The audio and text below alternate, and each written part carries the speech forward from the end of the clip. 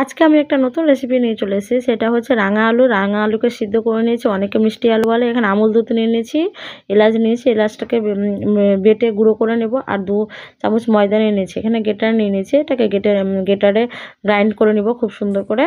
আর এখানে 1 বাটি চিনি নিয়ে নিয়েছি সিরা বানার জন্য। এখানে 1 বাটি চিনি আর 1 বাটির একটু কম জল দিয়ে সিরা বানিয়ে নিচ্ছি।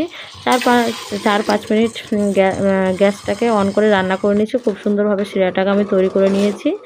আর এটা নিশ্চয়ই বুঝতে পারছো আমি কি বানাচ্ছি। এটা আমি পান্তুয়া বানাচ্ছি।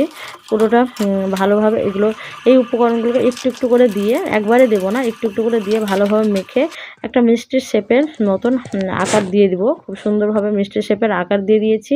আর এই তেলটাতে আমি 1 চামচ ঘি দিয়ে দিয়েছি। মনে হবে যে ঘিয়ে ভাজা হয়েছে, খুব ভালো লাগবে, টেস্টি হবে। তার জন্য একটা একটা করে আমি ছেড়ে দিচ্ছি তেলের মধ্যে। হালকা হালকা, একবারে হাই হিটে ভাজতে হবে না, হালকা হিটে ভাজতে হবে। এবার হালকা হিটে ভাজতে ভাজতে আস্তে আস্তে লাল করে নিচ্ছি। খুব ভালোভাবে লাল করে এই শিরার মধ্যে দিয়ে দেবো। বন্ধুরা, কেমন হয়েছে আমার ভিডিওটা অবশ্যই আমাকে জানাবে, আর লাইক করতে ভুলবে না। আর যেসব বন্ধুরা সাবস্ক্রাইব করেন অবশ্যই আমাকে সাবস্ক্রাইব করে জানাবে। এবার আস্তে সবগুলোকে তুলে আমি শিরার মধ্যে দিয়ে দেবো।